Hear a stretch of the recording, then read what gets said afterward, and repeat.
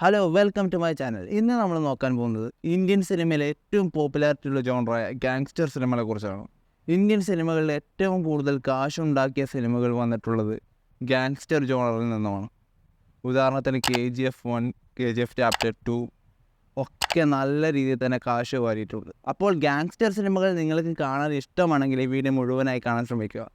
ആദ്യത്തെ ഗാങ്സ്റ്റർ സിനിമയാണ് 1987 മണിരത്നം സംവിധാനം ചെയ്ത നായകൻ ഒരുപാട് പേര് കണ്ടിട്ടുണ്ടാകും. എന്നാലും അവിടെ ഇവിടെ കാണാത്ത ഒരുപാട് പേരുണ്ടാകും എന്ന് എനിക്കറിയാം. അവർക്ക് വേണ്ടിയിട്ടാണ് ഈ സിനിമ ലിസ്റ്റിൽ ആഡ് ചെയ്തിരിക്കുന്നത്. എൻ്റെ പേഴ്സണൽ ഫേവറേറ്റ് സിനിമയാണ് നായകൻ എന്ന് പറയാൻ. ഞാൻ ഒരുപാട് തവണ കണ്ടിട്ടുണ്ട്. കമൽഹാസൻ ചെയ്യുന്ന വേലു നായക്കൻ എന്ന ക്യാരക്ടറിനെ കുറിച്ചാണ് ഈ സിനിമയിൽ പറയുന്നത്. അയാളുടെ ചെറുപ്പകാലം മുതൽ അയാൾ എങ്ങനെയാണ് തമിഴ്നാട്ടിൽ നിന്ന് ബോംബെയിലെത്തുന്നത്, പിന്നീട് അയാളുടെ മരണം വരെയാണ് സിനിമയിൽ നമ്മൾ കാണുന്നത്. റിയൽ ലൈഫ് ഗാങ്സ്റ്റർ ആയിരുന്ന വരദരാജ മുതലിയാർ എന്ന ഒരാളുടെയും 1972 ഇറങ്ങിയ ഗോഡ് ഫാദർ എന്ന സിനിമയുടെയും ഒരു മിക്സാണ് ഈ സിനിമ. ഈ സിനിമ ഇന്ത്യൻ ഗാങ്സ്റ്റർ സിനിമകളുടെ ഒരു ബേസാണ്, അതായത് ഒരു പാഠപുസ്തകം പോലെ. ഉദാഹരണത്തിന് അമേരിക്കയിലൊക്കെ ഏതൊരു ഗാങ്സ്റ്റർ സിനിമ എടുത്താലും അതിൽ ഗോഡ് ഫാദറിൻ്റെ ഇൻഫ്ലുവൻസ് കാണാം. അതുപോലെ തന്നെയാണ് നായകൻ്റെ കാര്യവും. ഇന്ത്യയിൽ ഏതെങ്കിലും ഒരു ഗാങ്സ്റ്റർ സിനിമ എടുത്താൽ അതിൽ നായകൻ്റെ റെഫറൻസ് ഉറപ്പായിട്ടുണ്ടാവും. ഫഹദ് ഫാസിൽ അഭിനയിച്ച മാലിക് എന്ന സിനിമ എക്സാക്ട്ലി ഈ സിനിമയാണെന്ന് നമുക്ക് ചിലപ്പോൾ ഫീൽ ചെയ്യും. ഒരുപാട് കാര്യങ്ങൾ സെയിമാണ്. പിന്നെ എടുത്തു പറയേണ്ടതാണ് ഈ സിനിമയ്ക്ക് വേണ്ടി ഇളയരാജ ചെയ്ത മ്യൂസിക്. എല്ലാ പാട്ടുകളും ക്ലാസിക്കാണ്.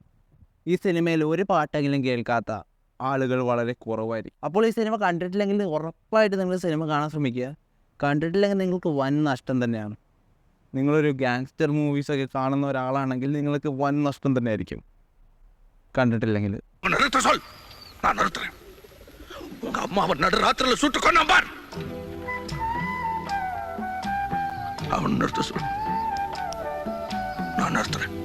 நாங்கள் என்ன வேணும் நான் செய்யணும்.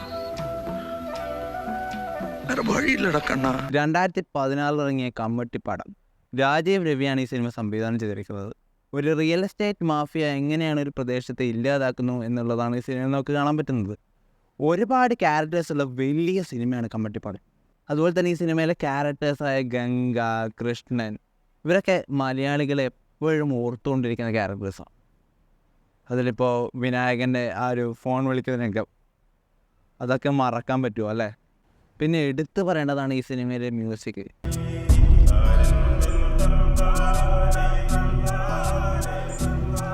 പിന്നെ അടുത്ത സിനിമയാണ് 2018 ഇറങ്ങിയിട്ടുള്ള വാടാ ചെന്നൈ എന്ന് പറഞ്ഞ സിനിമ.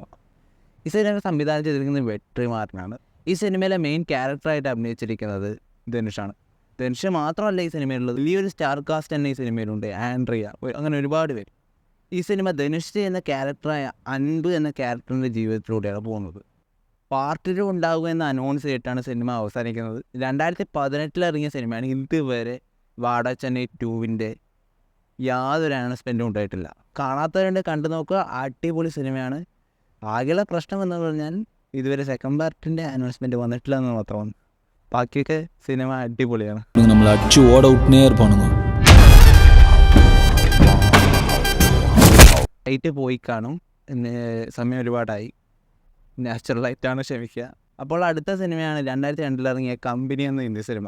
ഈ സിനിമ സംവിധാനം ചെയ്തിരിക്കുന്നത് രാം ഗോപാൽ വർമ്മയാണ്. മുംബൈ അണ്ടർവേൾഡ് ബേസ് ചെയ്തിട്ടാണ് ഈ സിനിമ എടുത്തിരിക്കുന്നത്.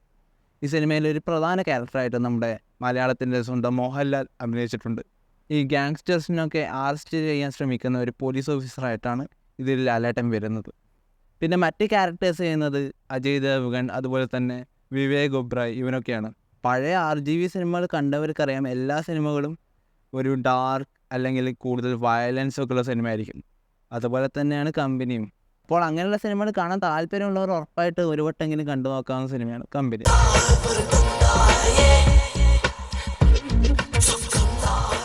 രാം ഗോപാൽ വർമ്മ സാറിൻ്റെ അടുത്ത് ചാൻസ് ചോദിച്ചു ചെല്ലുമ്പോൾ മുട്ട പൊഴിഞ്ഞ പോലത്തെ മുഖമായിരുന്നു അവൻ്റെ. പിന്നെ അടുത്ത സിനിമയാണ് ദളപതിയൊക്കെ ഒരുപാട് പേര് കണ്ടു കാണും. എന്നാലും ഈ ലിസ്റ്റിൽ ഉൾപ്പെടുത്താതെ എനിക്കൊരു സമാധാനമില്ല. കാരണം എൻ്റെ ഫേവറേറ്റ് സിനിമയാണ് ദളപതി. മമ്മൂട്ടി, രജനീകാന്തൊക്കെ അഭിനയിച്ചിട്ടുള്ള അപാര ഗംഭീര സിനിമയാണ്. പിന്നെ അതുപോലെ തന്നെ മഹാഭാരതത്തിലെ കർണനും ദുര്യോധനും തമ്മിലുള്ളൊരു ഫ്രണ്ട്ഷിപ്പിനെ ബേസ് ചെയ്തിട്ടാണ് ഈ സിനിമ എടുത്തിട്ടുള്ളത്. പക്കാ എപ്പിക് ഗാങ്സ്റ്റർ സിനിമയാണ് ദളപതി. അതുപോലെ തന്നെ ഈ സിനിമയിലെ പാട്ടുകൾ, ഇളയരാജ ചെയ്തിട്ടുള്ള പാട്ടുകൾ, സുന്ദരി, അതൊക്കെ കേൾക്കാത്തവർ ആരാണല്ലോ. സുന്ദരി കണ്ണാൽ ഒരു സേതി സൊല്ലടി. അപ്പോൾ ഇതൊക്കെയാണ് മികച്ച 5 ഗാങ്സ്റ്റർ സിനിമകൾ. ചാനൽ സബ്സ്ക്രൈബ് ചെയ്യുക, അതുപോലെ തന്നെ ലൈക്ക് ചെയ്യുക. ഞാൻ അടുത്ത വീഡിയോ ആയിട്ട് വേഗം വരാം.